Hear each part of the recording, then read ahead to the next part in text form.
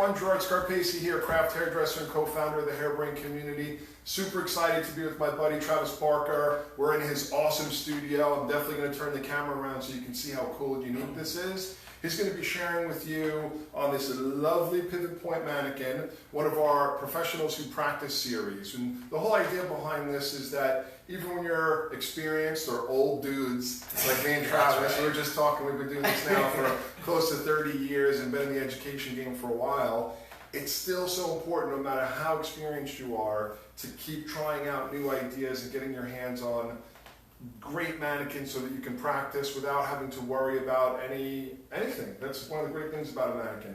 So Travis is going to get into his lesson today. He's got a great lesson. He's got visuals. He's got pre-done mannequins. He's got it all. I'm going to jump behind the camera and I'm going to be filming and looking for your questions. So share the love, share the questions, and I'll make sure that we get great angles of Travis's haircut. So Travis, take it away. Thank you, brother. Welcome everybody. Super hyped to have this opportunity to work with Pivot Point and Hairbrained to build this really cool haircut for you guys today. We're seeing tons of shags in general right now. How do we create them? And not every single shag is created exactly the same way. So I'm excited to bring this one to you today on this amazing mannequin from Pivot Point. One of our favorites, one that we actually built with L'Oreal Professionnel. We were very particular on hair count on the mannequins and how they were sewn, even down to really understanding where the cowlick lives on the head and how that can change from person to person to person. So when creating our profile section and our radials and simply creating our quadrants, are we building it off natural fall to the cowlick or are we not? So really cool that they think that extra much about the details that make our mannequins that much more realistic. So super excited. Stay tuned, guys. More to come. Awesome. As you get started, I'm going to share some love. You got a lot of friends tuning in. Our buddy Sid Sotong over in the UK. He's a great friend. Samantha Jones is here. Maria Braden says, so excited for this. Thank you. Our buddy Ben Brown, who was featured on a Hairbrained Live a few weeks ago and killed it. What's up? He's sending some love. Thank you. And I know your buddy Jeremy Taylor is on here. Mad love, homie. I know Jeremy works with you here in your academy. One of our educators at the Travis Barker Academy. Awesome. Okay, so again, guys, let us know where you're watching from. Share your questions here for Travis. He's an awesome educator. I'm going to get in a little bit closer here so that we can see. So, yeah, she doesn't mind. She's a mannequin. All right, guys, so what we're doing right now is we're really just figuring out what's going to live in the length of the haircut. So the total length in the baseline of the haircut, what's going to be inside of that with the layers or graduation, and in this case it will be layers, and what's happening around the face. The three topics that we think about with every single haircut. And so what I will be developing first is a sloping horseshoe pattern that really just separates layers from length.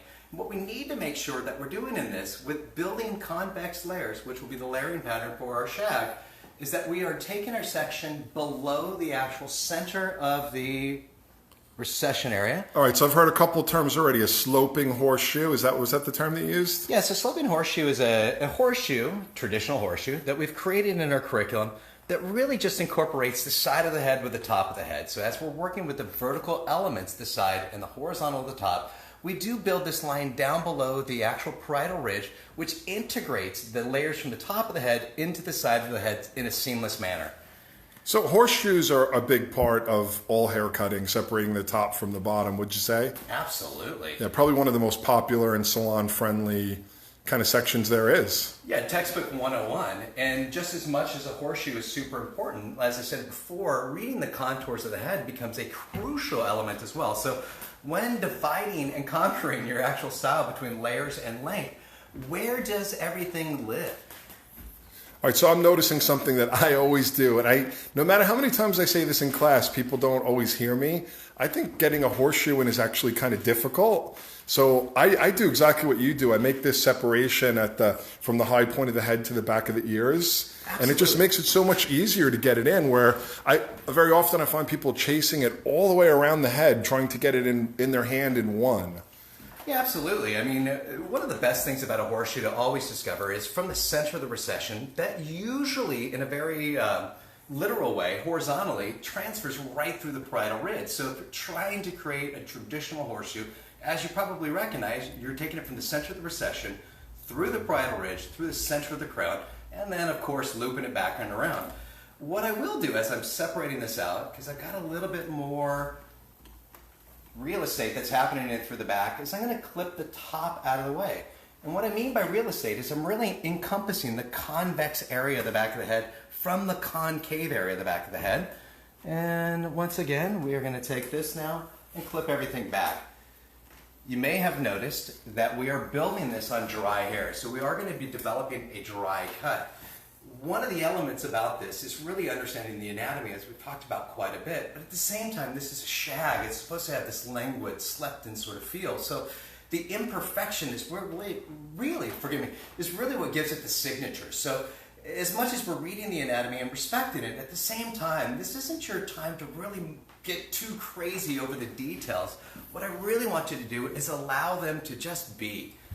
And here's some examples. I know Travis put together a little screen here. So this is kind of the idea of what he's going to be working on, this kind of mid-length, very layered through shag. And you can see the pre-done mannequins here as well. He's gone the extra mile. And here you can see all the sectioning for the haircut, again, on these pre-done pivot point mannequins. So again, if you're wondering what exactly you're going to be learning, I can guarantee you it's worth it because this is such a valuable look. And we're getting that sectioned off right now here. You guys can see how beautiful his space is here in the background. All the beautiful art and furniture. I think it really exemplifies that Travis is a true designer here. I've been in the space now for an hour and it just makes me feel good. And that's what design's all about.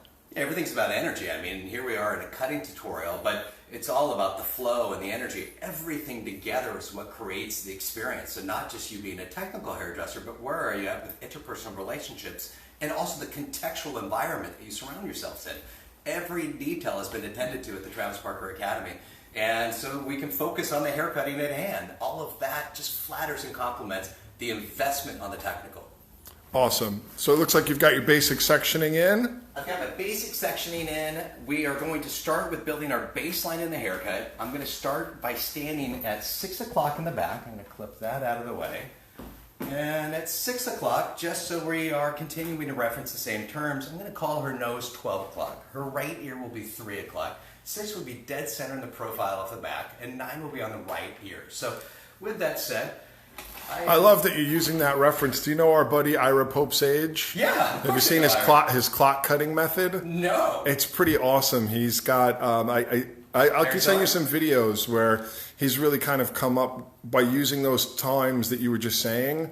He talks completely about everything he's doing in his hair cutting in terms of over direction, elevation. It's a great fun thing. I know you'd love it. I definitely would love it. And to be honest, it's a huge part of our curriculum and content and the way we think about processing a haircut so we can find symmetry and continuity on both sides. So if we're referencing body positioning, where are you in relation to that section so you can replicate it on both sides? And instead of just saying I'm in the back or I'm in the front, if you're using actual time zones. All right, we're going to get in here up close now. We're going to start doing some cutting. You can see I've got a slight bit of over direction from my radial. I'm standing in the center of my profile. The center of my body is aligned with the center of the back of the head. I am going to subdivide this with a slight diagonal forward section and drop this back in. I've got loose tension. Fingers, with the help of the mannequin head, are going to be just below. This is going to become my guide to length, just about 1 inch to 2 inches below the neckline. And what we're going to start with is this shear up on top, and we're just going to slightly slide on top of the hair here to displace some of the weight and start to create the texture that's happening through the back right here. I don't move. My right shoulder and my left shoulder stay square to the actual head shape. I'm developing a square baseline with a very loose edge to it. So just continuing to feather the hair. So would you say you're getting a tapered effect? It's kind of getting a bit thinner and thinner towards the actual length? Yeah, absolutely. I'm displacing the weight and removing the length at the same time. And what that does is it helps to build these thinner edges through the perimeter of the actual haircut. So just looking for a serrated edge, but with some consistency to it. Fingers need to stay square to the head. Moving over to the other side now, one of our most challenging things, as much as it's basic, is getting two sides even. So what I'm going to do is I'm going to take a small piece from the previous side that's just been cut, an area from the hair that hasn't been cut. I'm going to gather this towards the center, find the center of the back of the head. I'm going to pull this down, and I'm going to point cut a contact point onto the second side here. Once again, making sure that's centered. So it's giving you both corners. Yeah, so now I just have to connect the dots. So if you're anything like me, you've probably cut hair crooked before. So for me, instead of checking whether my hair was symmetrical or not at the end of a haircut, I thought of an idea like this to help me with the beginning of the haircut. Now, especially when everything is so freeform, it can be kind of easy for the balance to get away from you, can it? Absolutely. Well, and then back to body positioning, again, if I'm not totally centered with the body, then I've always got this to connect with. So again, if I sort of fall off the rails a little bit, I've got that as a safety net. And it's just giving me a little bit more security as I move forward. And again, as I remove length.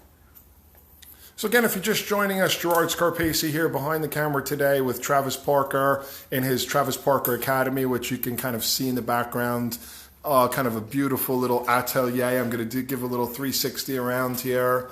You can see how awesome it is. And you can also see that Travis has pre-done a few mannequins for us so we can get an idea of what the look is. He's got some head sheets here up on the screen that we'll be able to go over. So you guys are getting a great lesson today from a very, very experienced educator, which is fantastic. Looks like you're moving into the sides, Travis. Yeah. So let's talk about how we make that transition. Absolutely. Using the fine teeth of my comb, but barely any tension, I'm coming through the sides here. You can do a slight tap above and below the ear just to elevate that section a little bit more so you don't overcut it. And we're going to pull that back down again, see where that layer lives. We're developing a square baseline, so I've got a corner right behind the back of the head here. And leaving that corner in just develops a little bit more weight back in through here, so I'll see that carried length around the front of the shoulders. I want to give a few shout outs to some of our local friends watching. Chris Ray is watching. Says West Coast edition. Heck yeah, he's excited to see Travis. Our buddy Michael Snyder is watching. He's always tuning in. And he's got a great question. He'd like to know, who was your mentor, Travis? Oh my gosh, I've had so many mentors. I would say my greatest mentor is probably Andrew Bartfield. He was the VP of Education of L'Oreal. And that guy helped me really get out of my head, probably more than anything. And that was the biggest inhibiting factor, I'd say, with really just letting go. Andrew was massive for me. There was a gentleman named Roger Tuttle that came into my life when I was 18 and really set me off to the right start as well, building a foundation to the way I thought about cutting. I have now, as Gerard's spinning 360 degrees around the room, I'm using the disc from my pivot point mannequin. And I'm taking that, and so I don't have to actually move. I can actually just switch the mannequin around by pivoting back and forth. Yeah, that was a tripod that Pivot Point designed with educators in mind. So you'd be able to move the head around and show different angles. So it's great to see you're using it. Oh my gosh, for stage performance, or if I've got an audience right in front of me, it becomes clutch. Matter of fact, I use it constantly. So what are you thinking about here with this? Would you call what you're doing there slicing? That's kind of the name that I typically use. Do you have a different language for it, or? No, I would say that's exactly the same thing. I'm slicing from the inside out, and then point cutting the. And then point cutting, yeah. Any particular tips on either one of those techniques? Yeah, I would say when I'm cutting from the inside out, what I'm looking at is density as well. So when I've got thicker areas in this little channel you can see right in through here, I may feather up just a little bit higher to displace more weight, not closing the shears as much. So I'm not removing the length as much. But at the same time, I'm trying to marry the densities in together so the read is the same, and I see the same texture and movement continuously on both sides. When I rifle through cutting through the bottom with point cutting, what I'm really looking to do is either parallel point cuts, so I'm directly cutting into the tip of the hair, or if I come at an angle, I just have to make sure I come back the opposite direction as well, so the hair swings both directions. So even when you're working so freehand, I think is, you know, the accepted term, or visually, balance and technique is still super important. Absolutely. I mean, I need to have structure inside of this haircut in order for it to be sustainable. So my haircut doesn't look great if my haircut doesn't look great when she leaves, that's probably more about my ego and probably more about my fabrication of the cut and the actual style. But when my client comes back, how good does her hair look, say 8 weeks later, 12 weeks later? It's these fundamental things and these practices that I build into the nature of the way I build haircuts that help to find sustainability or create sustainability in the actual looks. Got a great question coming in from Lara Clark that I think a lot of people wonder about or ask about when it comes to dry cutting. Hey there, if you were working with thick, wavy, curly hair, would you straighten the hair before cutting, or would you approach the cut completely differently? Many thanks, from Lara Clark. Gosh, many thanks. There's so many answers in that. A lot of it depends on, I would say, my first question, and that's, how often does a client wear hair with natural texture versus fabricating the actual texture with a flat iron, a brush, or curling iron? If she builds her style and fabricates it, it doesn't really matter what her natural texture is. You can sort of disrespect it because it's always being created and fabricated. If she wears her natural texture, I would absolutely build it off of that. Matter of fact, I would probably start the construction of the cut on the hair when the hair was wet versus dry. And then I would dry the hair, and if my ideologies were in place and everything worked out, I would probably see an end result that was probably concrete. I might have a little bit of detailing. If not, then what I need to do is come in and at that point rebuild things based upon what the natural curls are actually doing. So continuing to slice through the hair, you can see I was doing a little twist left and right. We're going to be doing more of that in the front of the hair. And that twist cut technique just continues to thin the hair out as I move more towards the ends. Now this is my layering pattern. I've clipped everything underneath my layering out of the way, but I brought the layering down to the baseline. The baseline itself will dictate the length that I use as a guide to length from there on up. What we are going to do is we're going to take this entire section using the large teeth of the comb. I'm going to comb it straight out from the section, top to bottom. I'm going to find a 90-degree curvature in between the 2 points, and that becomes the degree of elevation. Once I comb that straight, or once I get that, I'm going to comb that straight out, finding my guide to length, which is below my finger there. I'm going to lift my hand and then fold it back over, and I'm going to deep point cut into the ends here. So can we talk about deep point cutting? I mean, number one, obviously, I think sometimes people can get a little bit scared about cutting themselves. So any tips there can Stock help. up on Band-Aids. Yeah. Yeah, I would say you just want enough hair to travel out from the hand, so you've got plenty of distance there to allow the tip of the shear to move through the entirety of the section. And I see you're very deliberate about it. You're not just whacking away at it. I think sometimes that's what happens is we go into like lawnmower mode instead of like thinking. It seems like you're really calculating every snip. Yeah, I mean, it's a fair point, and thank you for identifying that. Yeah, it's very methodical. What I don't want to do is just get in there and create drama and theatrics in general. What I'm trying to build is sustainability in the cut and respecting the contours of the head and the integrity of the hair. I've got to come in a very calm state. So just finding my breath, aligning myself again. I'm going to cut from the inside out in this case. What, is there a difference between inside out versus outside in? Does it change the way the hair falls in some way? Well, in general, it's another valid question. In general, when we're cutting from the inside out, we're usually displacing more weight and respecting the length. In this case, I'm actually got my shear at an angle, so I'm removing length at the same time, and then I'll come back in and deep point cut. But the contrast is, again, usually when we're coming from the inside out, we're respecting the cut line itself and just displacing weight through the edge of the hair.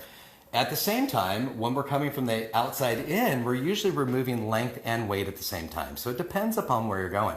The reason I sliced from the inside out in this case was that I had all this additional hair here, and instead of rough cutting that off, I just spliced through it to get rid of it. So that was my approach. Continuing on this theme, does the type of scissor you're using, with this type of freehand cutting make a big difference?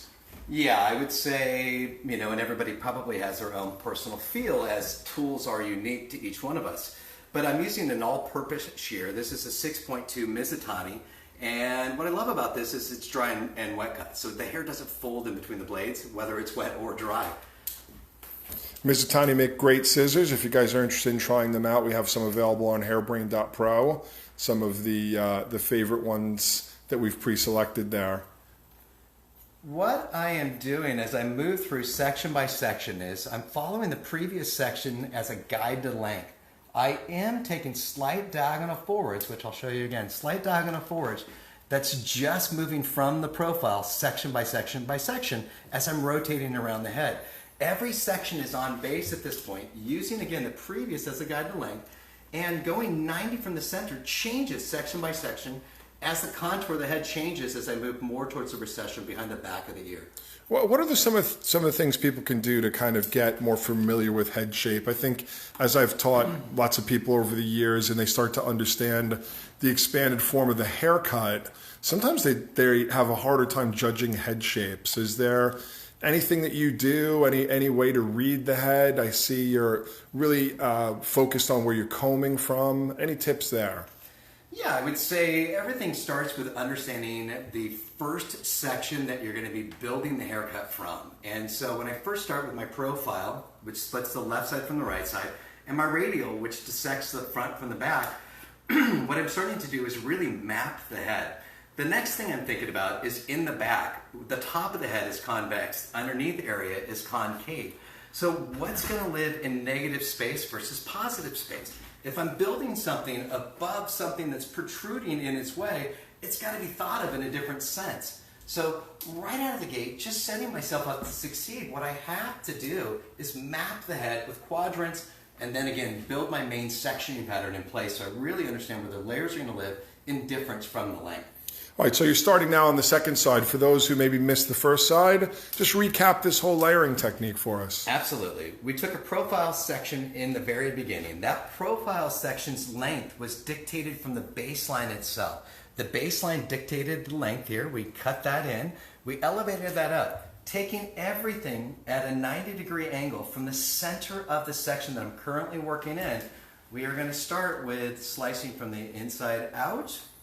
And if you could almost do that in slow motion, Absolutely. So people could really, sometimes I think that really helps to understand the action of slicing from the inside out. 100%. Let's really see the mechanics here. I am just backing up a little bit, guys. I took a section that was too far forward to the right-hand side, and I couldn't find my guide.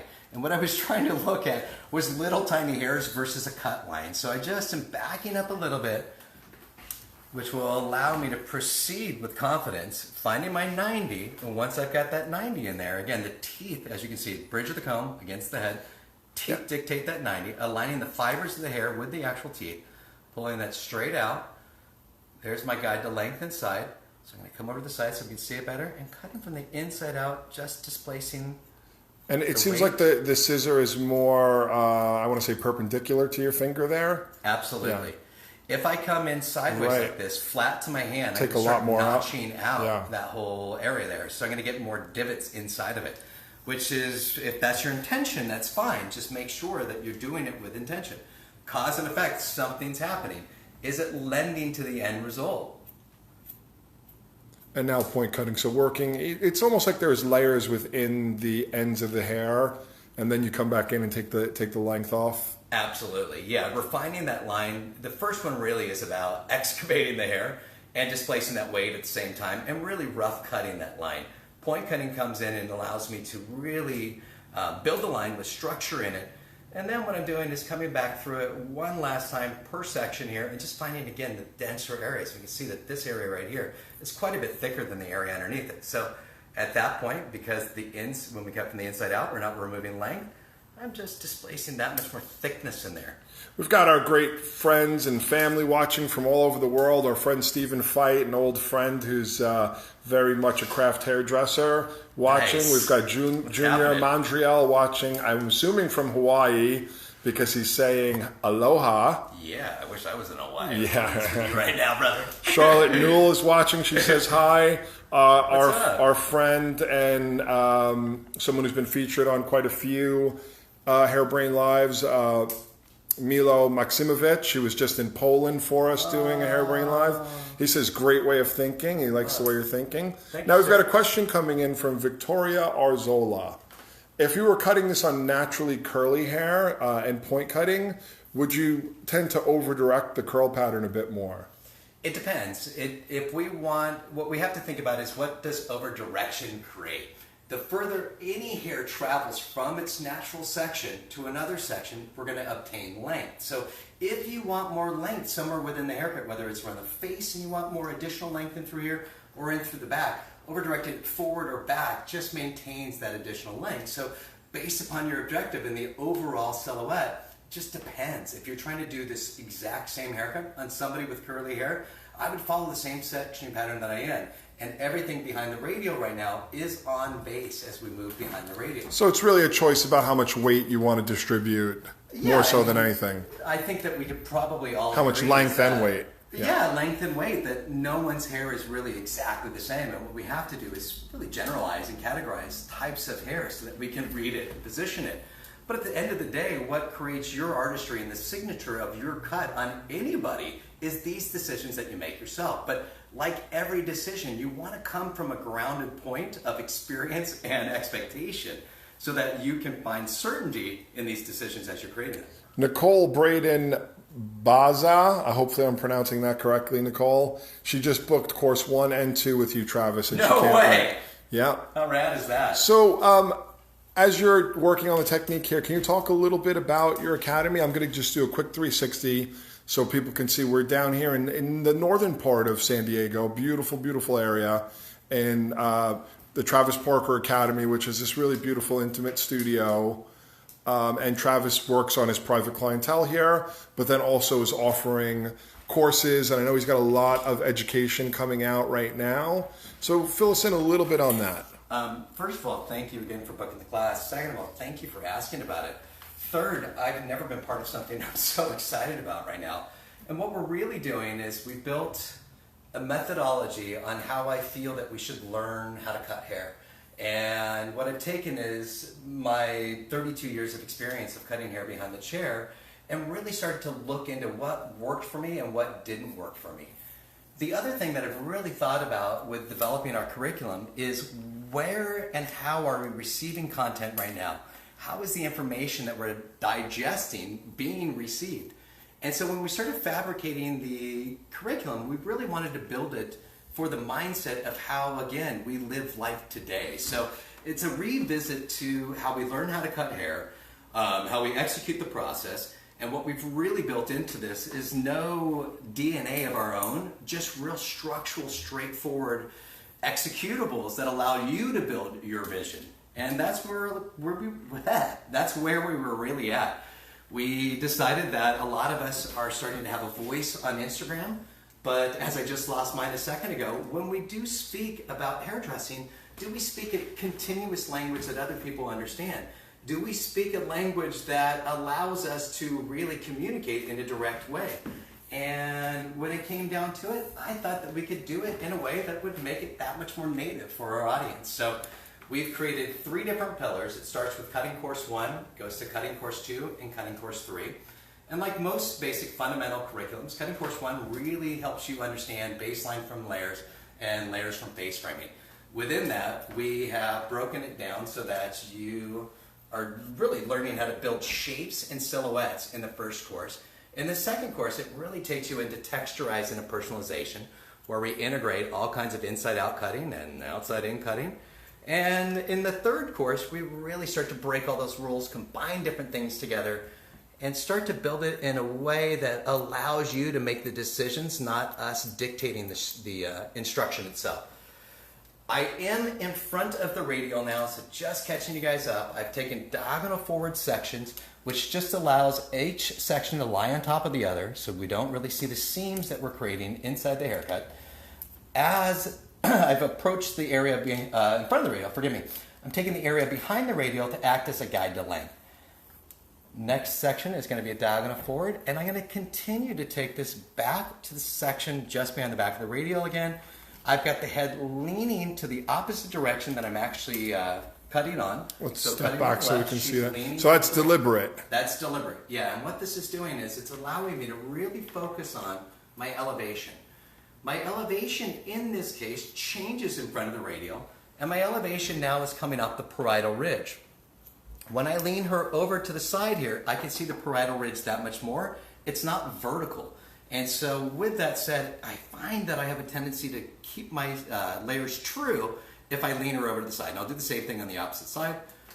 Bringing it straight out from the head, finding that cut line, and we're going to deep point cut into that. Okay, a great question coming in from Charlotte Newell. What advice do you have for someone just starting their cosmetology career? I know that's a big one, Travis, but with your 32 years of experience, what advice do you have for someone just starting their cosmetology career? Don't have a goal of what you're supposed to be. Have ambition of where you want to be. Allow that to drive you and allow yourself to make mistakes. It's going to become your greatest strengths, those mistakes you make. What we have to think about is every strength has an attached weakness to it and vice versa. So we can use these weaknesses when we're first learning to really build our expertise and our level of comprehensive understanding of something. But I ask you, don't race to the finish line. Allow yourself to mature through the process, allow chapters to build your story, and allow mistakes to happen, because those become your opportunities to really become an expert upon that specific subject. So for what that's worth, I hope that helps. Yeah, I love the part about, allowing the mistakes to happen. And, I one bit of practical advice I'll give Charlotte is, practicing on great mannequins. I know we're doing this here for Pivot Point. Obviously, they're a supporter brand of Hairbrained, but the truth is the reason why we do it is that we truly believe that technically it's better to try. If you've never done this technique before that Travis is sharing, you should definitely try it out on a mannequin and see how the effect is. Well, and as a personal testimonial to Pivot Point, I've been using Pivot Point mannequins forever, well before I was ever networked with a group for this opportunity. This came long after my relationship of just loving their mannequins. So well, yeah, it's absolutely true. Nothing to do with the other at all. I mean, that's why it was so easy for us to have this relationship, because being educators and working with educators, it's definitely the brand that top educators will always work with for mannequins. And what I always like to mention at that point as well is that what a lot of people don't know about Pivot Point is that they are an SA 8000 corporation. And what that means is where they source, where they manufacture all around the world, they stick to the highest standards and ethics. They pay a fair living wage, and all their employees are treated with the best respect. And I think that's important as well to take it to that next level. All right, let's get back into this layering technique here. We've been jiving for a while. So again, for everyone that's just joining us, we're here at the Travis Parker Academy, and Travis is sharing a shag technique, a layered shag. So that's a beautiful way of layering the hair there. Let's break that down. Absolutely. So we've created a square baseline to start the cutoff. We built it by slicing from the inside out so we could develop a little bit of a narrowed perimeter line as we built that in. We started off with convex layering in the back, which is basically hugging our layers into a shorter area around the parietal ridge. From the back, we kept everything on base, and we took everything 90 off the curvature of the section that we were working in. From the radial forward, I'm going to take the previous cut section to act as a guide to length behind the back of the radial. I'm going to ask my client to lean slightly over to the side that I'm not working on, which allows me to find the parietal ridge with that much more clarity. And from the radial forward, we're going 90 off the parietal in this case. And as you can see, I'm going to find my 90.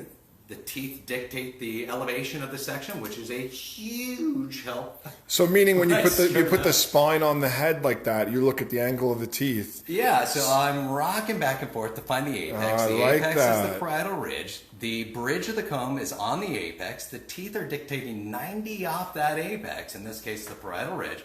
I align the hair so the fibers are in the same sort of place, or same place exactly. I can bring the teeth in and comb that straight back out. I like that one, thank you. I've never quite explained it that way before, so I'll be stealing that. Yeah, I'll be stealing that. It's all just back to strengths and weaknesses. All of this stuff comes from us messing up and finding these little tactical ways that help us to navigate success, predictability. And again, still working with no over-direction, was you saying on base or? Right now, this is slightly over-directed back to the radial. So once you kind of start to get into the sides, there's a bit of over-direction. Yeah, a bit of over-direction. And what I want to do is I want to leave additional real estate and weight around the face. So as I build her fringe, I've got more to work with than probably what I need, but sort of a safety net.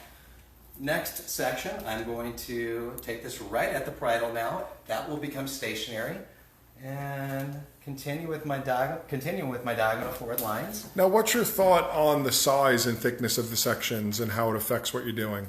That's a great call. Yeah, it's what we have to understand is that if you're pinching too much hair in your hand, you might be traveling. Your sections might be traveling too much. You're going to get undulations between your sections if you pull things too far from both directions. I used to call them moguls. Yeah, it's totally moguls. I used to call them moguls when I used to race BMX. They were jumping moguls. Yeah. So yeah, same. Literally, you're condensing too much of the head shape, so you're over-directing too much and you get like this dip. Right. So therefore, you believe the section should be about how thick? I'm taking sections based upon the density read of this specific mannequin with about 1/2 inch to 3/4 of an inch in width of sections. Now, as I'm over directing this back to a stationary point behind the radial, clearly my sections are becoming thicker and thicker. But the hair that I'm actually cutting off at the cut line, it itself is just the thin new layer that I'm constantly bringing in to the stationary point. And deep point cutting again, getting through any of those loose little edges there. So really from the beginning of the haircut, everything has been about kind of using that slicing first to remove the bulk and the weight, get the taper established, and then using pointing to define the texture at the ends of the hair. Yeah, I mean, it's with all due respect to all the techniques that are out there, this is one additional technique that we can use to create this type of an effect. It doesn't necessarily have to be done this way. A lot of cuts like this I've been doing lately with my razor, and I couldn't love any tool more, and I know that you're a huge razor guy. So, I certainly am. I mean, I couldn't love digging into this anymore with a razor. But at the same time, here we were with a Facebook Live. We had X amount of time to execute the actual cut live. And so what was going to be the best approach for me to drive the most intent behind this video that I could? And it's no different. The reason I'm outframing this right now is it's no different to the client in your chair. You have to make the decision on the fly. And if you've only got one technique to use, it may not apply to all. So this is one that we're using today, which hopefully will help. I like that. It's kind of what great work in the salon is about, is being able to make really great choices. Absolutely. Yeah. So having practiced, trial and error, had your mannequins lined up and thought about all the different techniques and see how they respond, you know, because I've never been brave enough to just make like guesses on a client. I like to have really informed choices. Well, I mean, yeah. In essence, isn't that why we use our mannequins, right? That's so exactly that we right. Can, you know, fall here instead of with a real person. I'd much rather practice a couple times, if not 20 billion times on a mannequin before I apply it to the real person. What you can't see back over there is my storage area of all these mannequins. And we probably have about 100 mannequins in there that have been pre-cut, that have led us to all the understandings that we have about the technical approach to haircutting, period. We finished the baseline. We did a square baseline through the bottom. We cut from the inside out. We finished our layers. We were developing convex layers throughout our haircut. Everything behind the radial that lives in the back of the head was stationary. As we moved through everything in front of the radial to the front of the head, everything was over-directed to the back of the head. Now that I've got that in place, what I would like to do is blend my layers and length together and make sure that everything is playfully, you know, sharing the same head together and giving me the shape that I'm actually looking for. So I am going to pivot the head to the left here. I'm going to ask my client to lean slightly forward. I'm going to come into the back here. I'm going to, with my fingers, derive a profile section just real loose. And in between where my sloping horseshoe was and the length of the neck, I just want to make sure that all those lines blend together. So deep point cut in through here, real loose through that line there. What doesn't get cut is just as important as what does, but I still, again, want a little bit of blend. This is all going pretty well right here, so not much in there. Last section, behind the recession, on the right-hand side here, or last section behind the recession on the right side, I'm going to continue just to build the blend of those lines, and so far everything's going pretty well. So as we move in front of the radial, we're going to see probably a little bit more disconnection, so I'm excited to share with you right now how I would approach that. I want to give a few shout-outs. Camilla Elwert Bamka says, beautiful studio. Thank you. Victoria Arzola, who asked a great question before, says, thank you so much. I love watching your technique. Charlotte Newell, who asked the question about being in cosmetology school. She wants to thank you for your advice. Absolutely. And Rita Rivera is here, and she says, hi. So guys, we're here with Travis Parker, the Travis Parker Academy in northern San Diego. Beautiful, beautiful place. We're just stone's throw from the beach here, and also quite a trendy little strip here. When I pulled into where the salon is, lots of great little stores that I might be stopping at before I head out. And then Travis has this incredible Travis Parker Academy private studio where he works on his clients. Great taste in furniture here. We were discussing, I think, what people tend to call Hollywood Regency. Dude, I can't wait to see your place. Yeah. Definitely. You'll have to come up for a barbecue. For sure. And, I want to point out again, and maybe we'll take 1 second here to talk about the head sheets. Yeah, of course. The diagrams. So for those of you who've been watching, if you need a little bit of a clear clarification, you can see Travis made these great diagrams, and they go with his pre-done mannequins. So this was the sectioning, the sloping horseshoe separated from the bottom. These are some examples of the finished look here with a little bit of different styling. And then here's the sectioning. You can see started in the back, pivoted around the crown, came into the sides. You can see the elevation here. And I have a feeling pretty soon we're going to be getting to this face frame. So here's a little preview of what's going to happen in the front. All right, let's get back to the live haircut. You guys, if you didn't already, maybe let's have Gerard go back and see the full screen of that TV and screenshot the phone right now so you've got the diagrams to replicate this haircut. Great idea. Here you So go. instead of just taking it in. Ready, everyone? Screenshot now. 1, 2, 3, screenshot. Okay, awesome. It's kind of funny. Yeah, we're interactive here. We're engaging with the audience. All right, guys, just continuing to deep point cut, blending layers to length. We start to see the shape and what's developing in there. So, could there be a little bit of a corner there? Is that what you're looking for? Like there's something between where you actually elevated and what dropped out? Yeah, for sure. What I want, what that corner is weight at the baseline itself. So as my graduation, as my layering is moving towards the actual length, what we're going to find is when that moves, you're going to end up with that little corner right there. That corner at a flush line or at 0 degrees is the stability of that baseline. So we've already taken out quite a bit of weight. We've already taken out the length and mastered where the length's going to live on her body. But within that, how much of that corner did we still leave? So here I'm just taking a little bit out. What I didn't love was the straight line that was developing. And I'll show you one more time so I can get a better section. I didn't love that this all looked like it was happening here and then all of a sudden it jumped out. So I'm going to come in here and elevate my section just a little bit higher and see all that weight that's right up and through here. I'm going to come in and we're going to slice from the inside out again. Really displacing even that much more weight in there. So when this files back in, I'll show you in just a second again. Hopefully we're going to see a little bit more of a line that floats all the way through. So let's drop this back down again.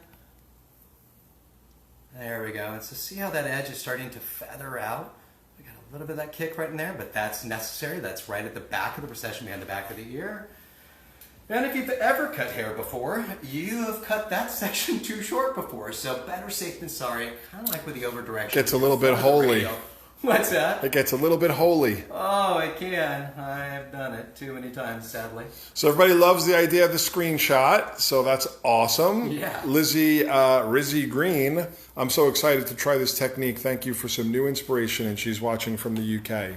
So guys, let us know where you're watching from. We're in northern San Diego here with Travis Parker and his academy and his private atelier here, which is just such a beautiful space. I can't wait to pick his brain about furniture here. But we're focused on haircutting now, and Travis is showing us this kind of mid-length layered shag technique using freehand pointing and slicing, but in a very deliberate way. I think sometimes people think that dry cutting is just purely visual, where you've got a lot of technique going on here, don't you? Yeah, absolutely. We're continuing to use the contours of the head to understand what our elevation is, to understand what our distribution is, and where the layers will live. And basically, aside from that, everything else is just our technical approach to creating that fabricated line. And in this case, we're doing both, from the inside out and the outside in. I can see a massive cluster of hair right up and through the front here. There's a whole extra overhang right there. And again, just coming in. I'm going to clean that up for you, Gerard, so you get a better shot. So I want you to talk about a couple things. First of all, the length of your comb. I notice you work with a longer comb. Is that something you use all the time, or do you feel it's specific for this type of technique you're working with? Well, first of all, I've got to give props to Crux. It's the clips that I use, and it's the comb that I use. The length of the comb is just a familiar length of comb that I've had, gosh, probably... It's an 8.5 inch comb. Yeah, last 20 years. But what I like about it is it's stiff, yet it has flexibility to it. So right now we're building concave layers, or I'm sorry, convex layers. Here's concave layers. But again, the length of the comb just allows me to really move around the head, see where I'm at, and if anything, it's just comfortable in my hand for flipping it back and forth. The wide teeth are at a perfect distance for me for creating lines and sections, And the fine teeth are at a perfect distance for me for refining that section and finding tension. Yeah, so it's kind of a medium fine comb, which is great. We have those available on Hairbrained Pro as well. And shout out to Drew Schafering for developing that Crooks line. Drew's a big part of the Hairbrained family. He's been on many Facebook Lives, and he's actually got a paid online class at hairbrained.pro. So obviously we do these free for all Facebook Lives. But if you want to go a little bit deeper with great camera work, we got up to 5 cameras and incredible lighting and all that amazing stuff. Check out hairbrained.me. It's actually hblive.me. Sorry, guys. hblive.me. And you can see we've got great courses there. They're affordable. You can have an incredible academy experience in your own home. Now, I know you're working on something currently kind of similar, aren't you? You've got a whole bunch of digital education coming out. Tell us about that. Oh my God, I forgot all about it. And yet it's the biggest part of my entire life right now. We are working with a company called Liberation Media from LA that's filming our methodology. And we are trying to do things in a way that's really different than how we've received information before. We're breaking all of our videos down based on the 3 pillars of the curriculum. I'm going to turn this way towards you. See this right here? We're breaking the curriculum down so it's all modular based. So you can take elements of it from the length of this haircut, layers from another haircut, and assemble it in the way that you want to build your vision. So it's interactive in that sense. It's also going to be interactive in the sense that we are allowing a online experience that's hands-on. So as you take the different tutorials, you will submit back to us results from you taking the tutorial and working on the mannequin. And when you submit that back to us, we take a look at it, and where we feel that you could improve, we make notes, we send those notes back to you. And upon those notes, you resubmit. When we feel that you have learned what we feel that you should learn from that exercise, that unlocks the next haircut and allows you to continue your process of developing. Right now, we're doing a twist and cut technique. Yep, Jeremy Taylor is wondering what kind of fringe you're building. Oh, we're doing a little bit of a curtain fringe right now, Mr. J. I think you actually taught this last weekend. So I see you took a triangle section at the top. So tell us about that, and then talk about how we're actually cutting this line in. Yeah, totally. So I've taken a triangle at the top. The arch of the brow indicates where the width of this triangle is, and then the depth of that triangle is a basic measurement of just symmetry. So finding equal length in all sides. From the center of that section, so apex of the head, which gave me about a 1/2 inch to 3/4 of an inch in the width of the section. Those are my shortest pieces, and I wanted to have that hit a plateau. As I'm moving to the sides now, I'm just slightly over-directing this back towards the center and continuing a twist cut technique through that edge there, which respectfully is obtaining length. So I've got a graduation that's happening from short to long. And again, this is kind of lovingly known as the curtain these days, right? Shorter in the center. Yeah, who actually thought of the curtain name? I don't even know where that came from, but it certainly has become the name. I mean, I think years ago we used to say it's like an A-frame versus a V-frame. I mean, there's so many different languages, but curtain is a good descriptor. That's a great descriptor. Okay, so just continuing to see and make sure that things are navigating correctly. What I am looking for is a build of length for this line. I feel like I've got a little bit of weight on the top, so I'm going to take this, resplit it down the profile, and parallel to this diagonal line, I'm going to bring the hair over to the side. I'm going to come across the surface and just slightly excavate a little bit more weight from it, trying not to remove the length at all, so respectfully keeping the length. And yeah, that's better. That just takes a little bit more weight out of it. I'm going to come over here and do exactly the same thing on the opposite side. Parallel to my diagonal line. Oh, this side's even heavier, so I'm going to get a little bit more accomplished over here than I did on the previous. And there's a suitability question from Nicole Braden Baza. I'm hoping the J is hidden in your name, Nicole. Sorry if I'm slaughtering it. What do you think about a fringe like this with someone with a very small forehead or a widow's peak? I love it. I mean, we're all going to have our answers on how to approach this as well. If you've got a small forehead or smaller forehead that you're working with, the objective is to try to create it so that it looks like it's symmetrically normal. When we break the face down in lengths, we're looking for a third distance between the forehead and the temple region to the jawline, and jawline to chin. And so with that, the smaller forehead, that top third portion of the total length of the face is off. So what we would like to do is go more towards the apex at the top of the head and take a fringe deeper back. Make sure that your fringe is so opaque and thick right here that you cannot see where the hairline starts and stops, because then there's no read on a person having a small forehead. It's exactly the same with a thicker forehead, or with a thicker forehead, a bigger forehead. It's just you bring that line, thick, big, whatever it might be. You just bring that line closer to the hairline, but the objective is that you can't see the hairline, so you don't know where the forehead actually is. I am creating a great tips there. back. Thank you for that. Yeah, I think that helped a lot. All right. So we are moving into our final bits here. I have taken a diagonal back line from the back portion of my first triangle. Diagonal back came to the back of the ear. The back of the ear is what separates what hangs in front of the shoulder as to what hangs in the back of the shoulder, which is why I've taken this line. I'm going to come to the opposite side of the section that I'm actually cutting and combing the hair teed apart. So just like we did before, to the diagonal line, I'm going to go teed apart. I'm going to come up and through the front here, and when I do it, I'm going to be real loose with my fringe, keeping it at 0 degrees, so it's a little bit heavier right now, so right up against the face. If it's too heavy, then what I will do is start to elevate this section out. The more I elevate it out, the more it starts to cut these surface layers shorter. So right now, I'm going to start down closer to the face. I've got a little bit more weight. See where the haircut falls from there. I'm going to get this last little piece off here. And once we've, again, got everything in place, we're going to see if the weight distribution is good. I can immediately see that it's heavy right there. So I'm going to take that now and take a step over to my right-hand side. So I'm using more typical or standard forward graduation. Coming at about a 45 from the head. And I'm going to internally slice, but I'm doing C-shaped movements. So it's moving back like this. And what we can imagine is if the scissor is moving back into C-shape, when I'm moving back, the tip of the shears point to the direction that's going to be supported in the structure of the hair. So she's going to get more of a whip inside the actual haircut by the direction of our channel cutting, which we call directional channel cutting. But very intentionally, we're not just thinning the hair out, but we're thinning it out with the intent of building almost graduation inside of it that whips the hair in a specific direction.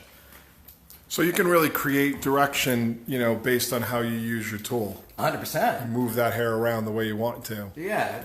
If, let's just say we had a hedge and we were trimming it with a big hedge clipper. If I cut it up at an angle, you would see an angle in it. If I cut it flush, you'd see it flush. Well, it's the same thing with our scissors. Depending upon how the scissor enters it, it's going to whip the hair forward, back, left, right, up, or down. And in this case, we want it to move back. So here we are, teed apart. The rails of the comb dictate it. Get around here and get a better angle for you. My fault. No, my bad. Okay, here we are. So bridge of the comb against that line, teed apart, dictates the direction that we're combing the hair. Distribution comes right into the face. Elevation is right up against the face. Shear goes underneath. And just slightly opening and closing to move all the way through. We can start to see the build of that line. I'm going to reverse here. Just sever that edge ever so slightly there. And let's see what the weight is on this side. This side doesn't look as heavy. Come over here, just looking at it back and forth. So going back and forth with it, you guys, it's not a defeated sort of place. It's a place of finding symmetry and balance. So well, it's part of what we do. Cut section, yeah, you're back and forth the entire time trying to navigate the planes so that they're even. Yeah, if you ever think that you're going to get something perfect the first time, I mean, that's more of an oddity than a reality, you know? It's about finding balance and checking and refining. You know, it's almost never perfect the first time for hundreds and hundreds of reasons. Using my forward grad again, guys, combing everything straight forward. I'm still teed to the part, which now we don't see the part anymore, but I'm still combing the hair in the same direction of it. Everything's looking pretty good, and we're starting to see that real fun sort of kick and sweep that's happening in through the fringe there. We are going to take this here, which will be the last part of our cut, unless we have to do any detailing. And just like we did on the other side, I'm going to take that little front piece off. This is still the side that was a little bit heavier, so I want to make sure that everything's still aligned. What I love about the mannequins is, as well, as much as they are perfect mannequins, there is imperfections which allow us to relate to real hair. No one's got the same density count on both sides of their head. This side we already directionally channel cut. I still feel like I've got a collection of hair here. I'm going to elevate this out, and based upon looking through this, here's a little bit thinner, and there's a little bit thicker from there on up.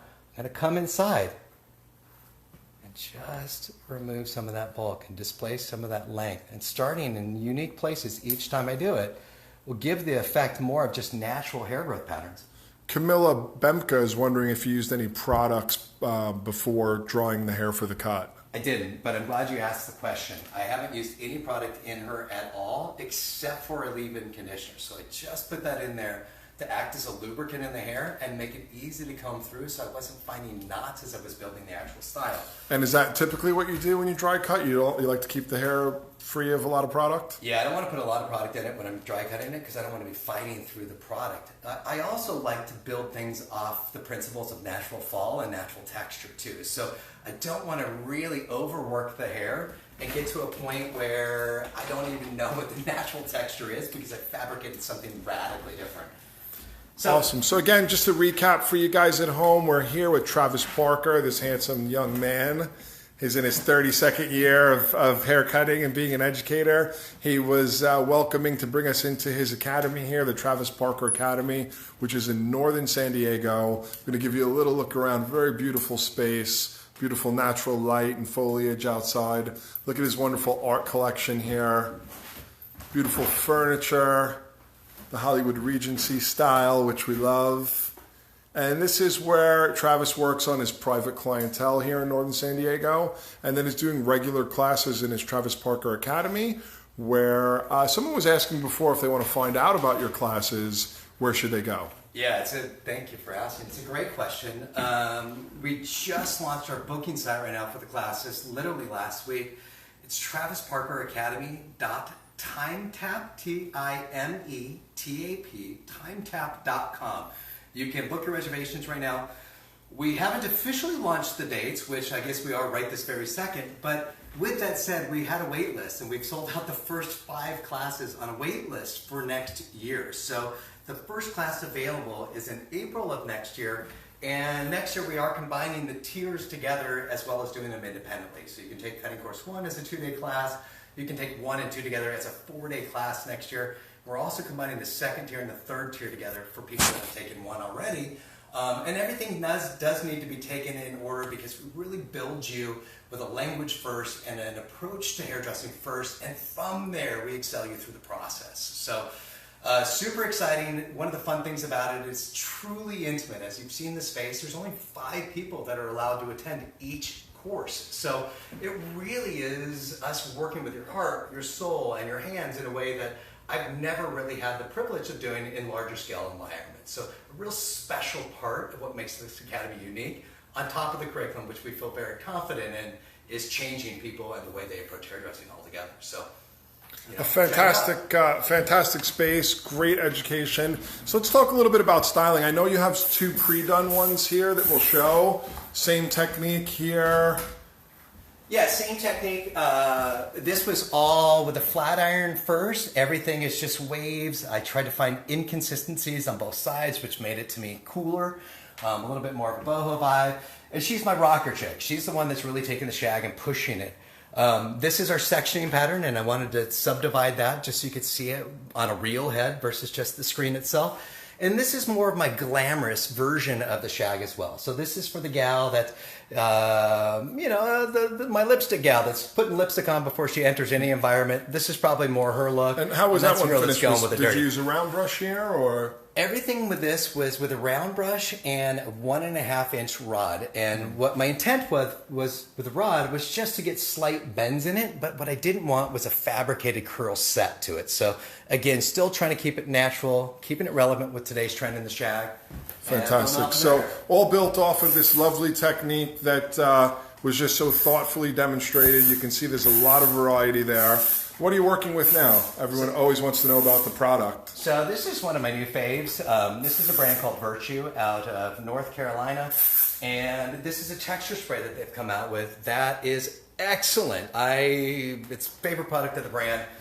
Smells good. And that's a tough decision because the products are legit. So I'm going to cocktail this in, and then I'm going to break it down with a little bit of a product from L'Oreal Professionnel called Mythic Oil. And this is just going to lubricate the ends. And on a mannequin, I love the way the hair just drinks this up. Makes the ends more luminescent, but yet not too high gloss of a finish, and more of that satin end result. So right here, guys, I've just started to build the actual shape into the cut here itself. Gerard's being cool enough to let me do it in front of the mirror. I've got all my hot tools next to me over here just in case I need them. So it's nice to see another finish here, because you've got the one that you waved with the iron. You've got what was kind of blown out with a round brush and a curling iron. And now this, I just love how this is just so much more raw in a great way. Thank you, sir. I mean, clearly intentional. We wanted to show you variations to the style so you could find that person that it works best for. And matter of fact, as an exercise for you right now, one of the things that I would think about is who you would put this on right now. So in your clientele, would Julie look great with it? Would Mary look great with it? And start to position the look with a familiar face of yours, which will help you remember the actual finishing of the style itself. So just a little brain exercise. This is a straighter version. We're seeing a lot of straighter looks in general right now. We love texture still, but we want to show variation and show the relevance based upon your interest. A great lesson. I'm going to put this back on the tripod so I can jump in here with you. I want to thank Travis Parker for having us into this fantastic space. I want to thank our sponsors, Pivot Point, for the ongoing sponsorship of Hairbrained and for creating such incredible tools for educators like us. And I want to thank you guys for joining us. Peace out. We'll see you again, I think, tomorrow. Love you. Take it easy. Bye, guys. Thanks so much. See you next time. Well done. Cheers, brother.